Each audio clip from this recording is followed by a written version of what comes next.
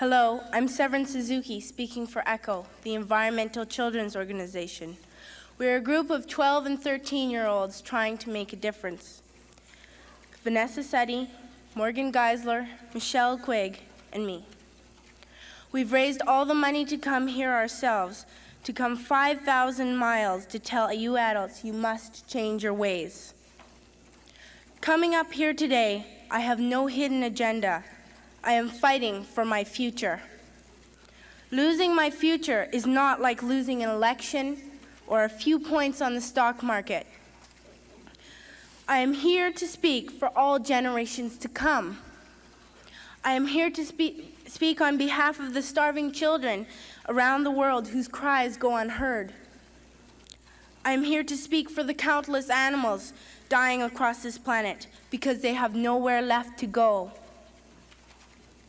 I am afraid to go out in the sun now because of the holes in our ozone. I am afraid to breathe the air because I don't know what chemicals are in it.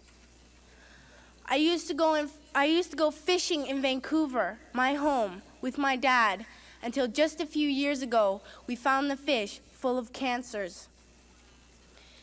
And now we hear of animals and plants going extinct every day, vanishing forever. In my life, I have dreamt of seeing the great herds of wild animals, jungles and rainforests full of birds and butterflies. But now I wonder if they will even exist for my children to see. Did you have to worry of these things when you were my age? All this is happening before our eyes, and yet we act as if we have all the time we want and all the solutions. I'm only a child, and I don't have all the solutions. But I want you to realize, neither do you. You don't know how to fix the holes in our ozone layer. You don't know how to bring the salmon back up a dead stream. You don't know how to bring back an animal now extinct. And you can't bring back the forests that once grew where there is now a desert. If you don't know how to fix it, please stop breaking it. Here, you may be delegates of your government, business people, organizers, reporters, or politicians, but really, your mothers and fathers, sisters and brothers, aunts and uncles, and all of you are someone's child.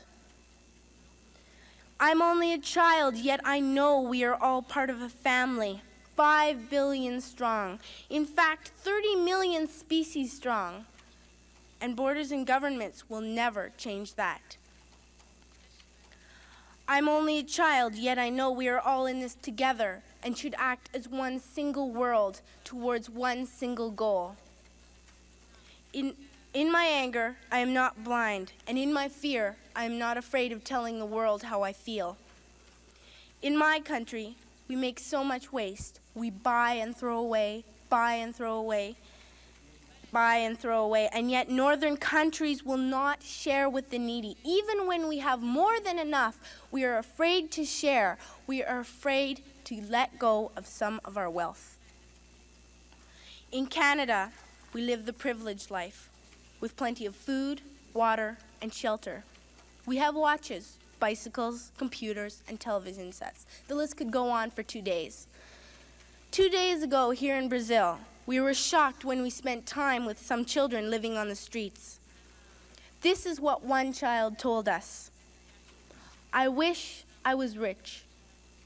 And if I were, I would give all the street children food, clothes, medicines, shelter, and love and affection.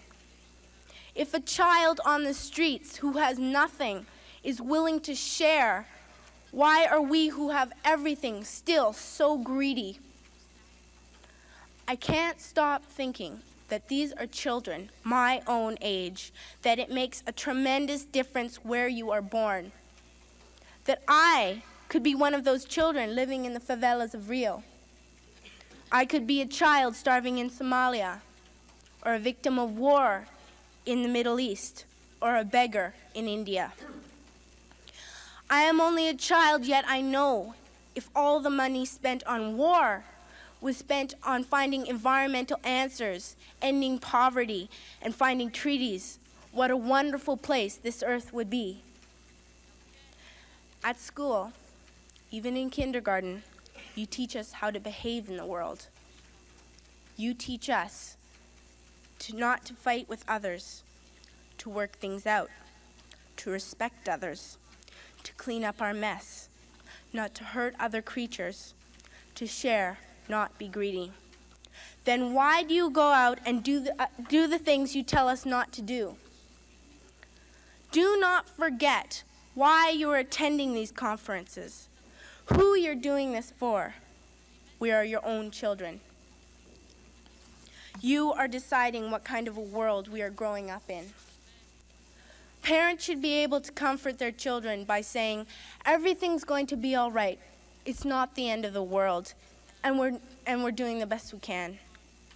But I don't think you can say that to us anymore. Are we even on your list of priorities?